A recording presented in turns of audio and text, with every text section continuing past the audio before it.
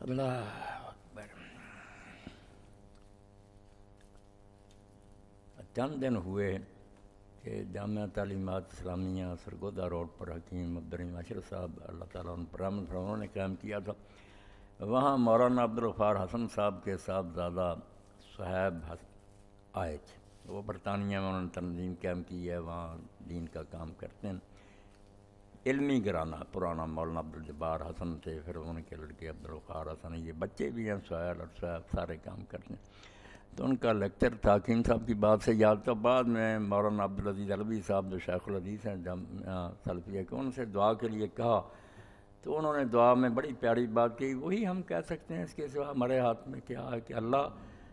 یہ مسلمان دنیا میں جو حکمران ہیں نا ہمارے، اگر ان کی قسمت میں ہدایت ہے، تیرا فیصلہ ہے کہ یہ ابھی ہدایت کے لائق ہیں تو انہیں ہدایت دے دے، اور اگر یہ اس قابل نہیں رہے تو ہماری جان ان سے چھڑا دے۔ یہ بات انہوں نے بڑے دکھ کے ساتھ کہی کہ اللہ ان ظالموں سے ہماری جان چھڑا دے، کہ عالم اسلام کو کس طرح انہوں نے ذلیل و خوار کر دیا کہ ہاتھ باندھے اس بدماش کے سامنے کھڑے، اور اتنا بھی نہیں کہہ سکتے کہ رحم کریں، محنت ہی کر لیتے کہ ہم کمزور ہیں، ہمارے بندوں کو نہ ستا، اتنا بھی نہیں کہہ سکے۔ تو دعا یہی ہے کہ بس اللہ اگر ہدایت ہے قسمت میں دے دے،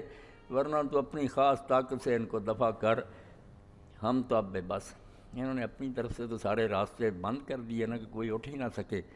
مگر یہ اللہ کی قدرت کو بھولے ہوئے ہیں نا کہ فرعون نے سارے راستے بند کر لیے تھے کہ بنی اسرائیل اٹھ نہ سکیں، بچے مار دیے، ان کی بچیاں گھروں میں ڈال لی، مگر نتیجہ کیا نکلا تھا؟ اللہ کہتا وہ قارون، حامان، فرعون جو کچھ تدبیریں سوچتے رہے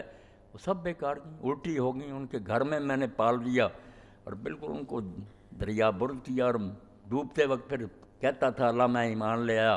تو میں نے اعلان کیا پھر سورہ یونس میں، کیا بھی ایمان کا موقع، ساری عمر نافرمانیاں کی ظلم کرتا رہا، معافیاں مانگ، تو وقت ایسا آ جاتا ہے، اور بار بار آیا، یہ بھی نہیں کہ یہ انہونی بات ہے، بار بار تاریخ میں ہوا کہ ایسے جبار قہار جو ہیں وہ اللہ تعالیٰ نے اڑا دیے، ان کا نام و نشان نہیں ملا، مگر یہ بد نصیب عبرت نہیں پکڑ، تاریخ سے کوئی سبق نہیں لیتے کہ مجھ سے پہلے کدھر گئے، جو کہتے تھے ہماری کرسیاں مضبوط ہیں ہمیں کوئی ہلا نہیں سکتا، جنازہ بھی نہیں پڑا کہ 2-4 فوجی غیر دفن کرا ہے۔ تو ایسی بری حالت جو ہے، اللہ ہر کو محفوظ رکھے۔ تو ہدایت کے لیے انہوں نے کہا کہ اللہ اگر یہ ہدایت کے ہیں لائق کچھ ہے ابھی ان میں گنج تو ہدایت دے دے، ورنہ انہیں نہ دفع کر رہا ہماری جان سے چھڑا دے۔ یہی ہر شخص کے دل کی آواز ہونی چاہیے، جو بے بس لوگ ہیں کہ مقابلہ ان کا نہیں کر سکتے، کم از کم اللہ کے ہاں یہ تو ثابت کریں کہ ہم ان سے بیزار تھے۔ میں نے اس جمعہ کے خطبہ میں بھی کہہ دیا، وہ سارے لوگوں نے سنا، ریکارڈ کرا دیا کہ اللہ بالکل ہم بے بس ہیں، مگر میں یہ ممبر پر کہتا ہوں کہ اللہ یہ عالم اسلام میں جتنے ہیں نا، ہم ان کو حکمران نہیں مانتے، یہ زبردستی مسلط ہیں تو بیٹھے رہیں، نہ یہ آئینی حکمران ہیں، نہ دین ایسے جو زبردستی بننے والوں کو خلیفہ مانتا، ہم ان سے نفرت کا اور بیزاری کا اعلان کرتے، باقی ہم نہیں کچھ کر سکتے، تو ہمارا عذر قبول فرما، ہم بے بس ہیں، ظالم ہم پر مسلط ہو گئے، یہ بھی عذاب ہے اللہ کی طرف۔ سورہ نور میں جو آتا ہے کہ جو لوگ رسول کی مخالفت کرتے ہیں وہ ڈریں، فَلْيَحْذَرِ الَّذِينَ يُخَالِفُونَ امْرَهُ، کہ یا فتنہ آ جائے گا یا عذاب علیم۔ تو امام جعفر صادق کا مودودی صاحب نے لکھا یہ علماء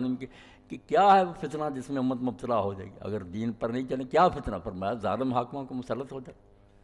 یہ ہے دنیا میں فتنہ، پھر کہ اللہ رگڑے دیتا، ظالم بیٹھ جاتے ہیں، نہ کسی کی عزت محفوظ رہتی ہے، نہ مار رہتا، جو جی چاہے وہ دکھ دیتے ہیں، بھگتتے ہیں لوگ۔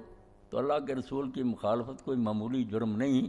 یہاں گورنر کی بات نہ مانی نہ ڈی سی سے ساری حکومت ہل جاتی ہے کہ حکومت کا نمائندہ اور اس کو ایک سپاہی کار سرکار میں ہو نا، اور کوئی اس سے جھگڑ پڑے تو مقدمہ قائم ہو جاتا کہ یہ سپاہی سے نہیں جھگڑا، اس نے تو تخت کو چیلنج کر دیا، حکومت کی ریٹ۔ اللہ کہتا میرا نمائندہ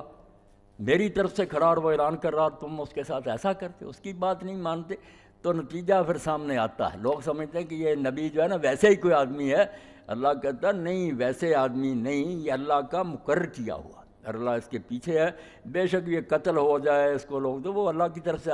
اس کے درجے بلند ہونے کا سامان ہے،